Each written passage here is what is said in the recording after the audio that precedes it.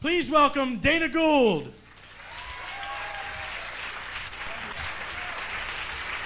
Hey, nice intro, fucker. Paul F. Tompkins, everybody, working hard. Give a shout out to Paul F. and Ray Ray.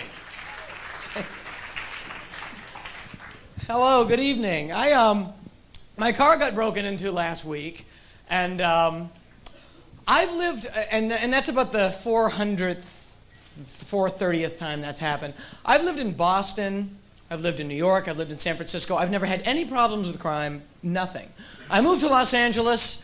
After 2 years, I've been mugged twice. I've had a gun put to my head. My car's been broken into countless times. I've gone through 8 million stereos. It's just nice to know that somewhere here in Los Angeles, a group of people have come together with their own coherent economic plan. Big satellite photo of me blown up, taped to the wall in the clubhouse. Let's just get all of our shit from this one guy. Why have a crime wave when we can just follow him around? Save gas. Typical paranoid white guy mentality. They have gangs. They must have a clubhouse. They're in there eating honeycomb. I'm going to get me a Crips decoder ring and get my stuff back. And I think you can tell by looking at me that I'm pretty down. I'm fairly street. And I've been following gang fashion trends, and here's the thing I don't understand. Everybody's walking around wearing a knit ski cap. All these gang stars are walking with these knit ski caps. It's 98 degrees! I'm in my car with shorts and a t-shirt, I got the AC on and I'm still hot. There's a guy on the sidewalk with a ski cap and a parka, and he wonders why he's angry at the world. What about a nice pair of breathable cotton slacks? If we could get J. Crew catalogs to our inner city youth, we can end this crime problem. Heaven forbid a nice pair of fashionable deck shoes make an appearance in a rap video.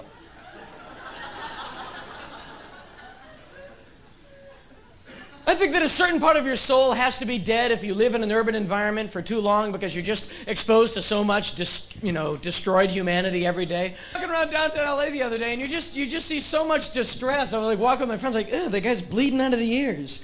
Hey, that cloud looks like a pony.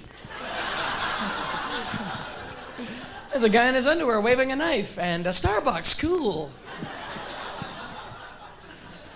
I moved to Los Angeles because I wanted to be an entertainer, and there's a lot of stress when you're a comedian and such. People don't understand it, but you know what job doesn't have stress? You know, is there any job out there that doesn't stress you out? There's one, and I want it. Remember when you were a little kid? I want to be the weird guy who works at the dump. Remember every Saturday your dad would take you to the dump? There's always that old guy with a glass eye and 3 teeth. Where are you putting that damn shit? How tough of a day can you have at the dump? There's something about having one eye and an easy job that goes hand in hand. If you ever gone into the pet store, there's always that old guy with the eye patch. All the birds are tame.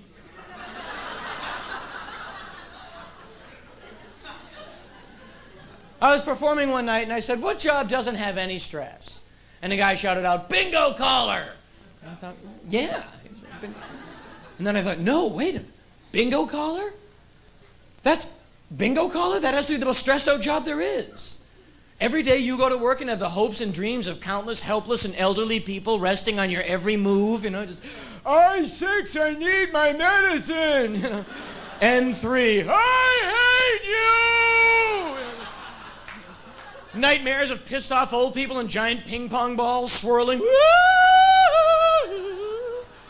Empty walkers clacking along a barren landscape.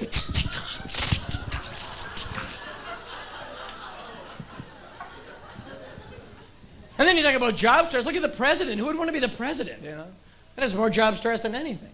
Here's what I want to know about the presidency. When you're elected president, after you're sworn in, do they tell you all the secrets right away? Or do they slowly let them leak in with good behavior? I think it would have to be that way because they can't tell you everything at once, just blow your head. The minute you're sworn in, some guy in a trench coat pulls you into an alley. Come here.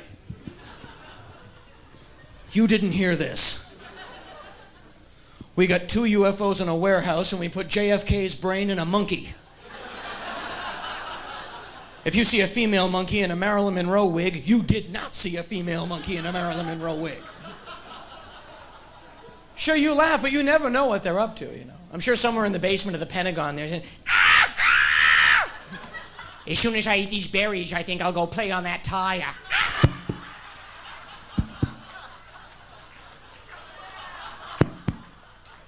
Ask not what your country can do for you.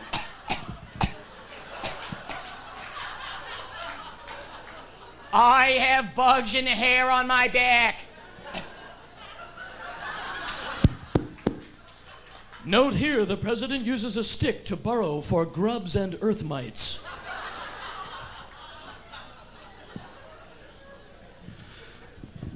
Dave was talking about, I believe in UFOs. I believe in aliens. I don't believe, Dave was talking about alien abduction. I don't believe in alien abduction.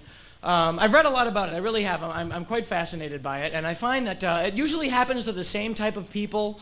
And it just seems to me, under the circumstances, it's just a lot of guys working through some emotional crap they can on their own, you know.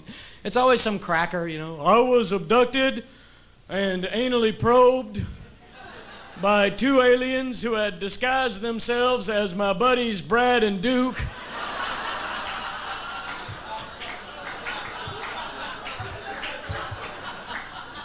I was taken on board a spacecraft that was made to look like the back of Duke's warehouse.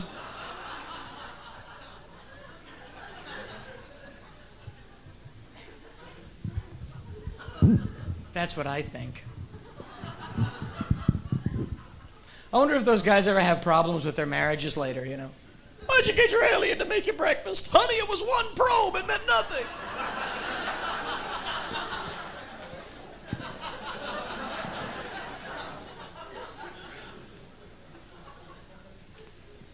Now, I have a girlfriend. What's a restraining order? I've had a girlfriend for about 2 years now, and it's great. And occasionally, very rarely, extremely rarely, I will get hit on in a bar or a club. When I was single, I never, ever, not even by accident, did I ever get hit on. And it's the idiot who thinks, well, screw this, I'll break up with my girlfriend, go out, become a big swinging dude. Because the very second you break up with your girlfriend, the pores in your body dilate and emit this viscous, inky stench. They're like, have sex with me. Sleep with me. Touch my skin. You know, when you have a girlfriend, you walk around parties like Cary Grant. Hello, darling, good to see you. No, I don't have time to stay and chat, but we're having brunch on Sunday, and you look as delightful then as you do now, I'm sure. I've got to go. You break up with your girlfriend the next night, you're like Vincent Price. You have a big cloak and a hat on. I couldn't help noticing you sitting across the... Why don't you look at me when I'm speaking to you? Look at me, look at my face. They did this to my face.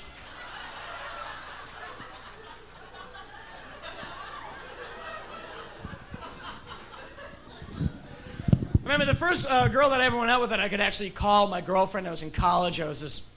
And we spent Easter break at her parents' house. And the subject of this lesson is never be the object of someone else's rebellion. We spent Easter break at her parents' house. Very nice people, had a lot of money. You know, her dad was one of those guys. He was like a doctor. He, you know, invented blood, some big thing. You know. Where do you get your money, Mr. Dunnigan? Well, I eat wood pulp and vomit $50 bills. And so we get there, and I sort of stuffy, you know, and Karen sleeps in the bedroom, Dana sleeps on the couch. And that was fine. Your house, your rules, I have no problem. She threw a hissy fit. It was like, Daddy, how can you embarrass... I'm 19, okay? It's not like at school we don't sleep together every night. It's not like back at school we're not practically married.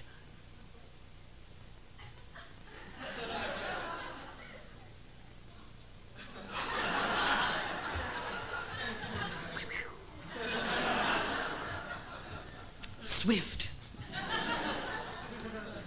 I'll talk to you later. And that night at dinner, her father was having like this barely contained nervous breakdown. I guess the image of it never entered his mind before.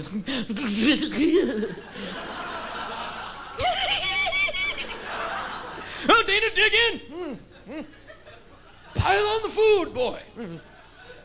Probably work up quite an appetite while you're having sex with my baby. Sorry. Don't know where that came from. Sorry. Do you enjoy having sex with my daughter?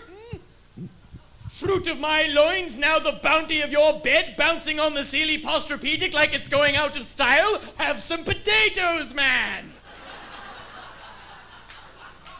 Candied yams look rather delightful, probably not as rewarding as taking a bite of my baby's buttock, but one makes do.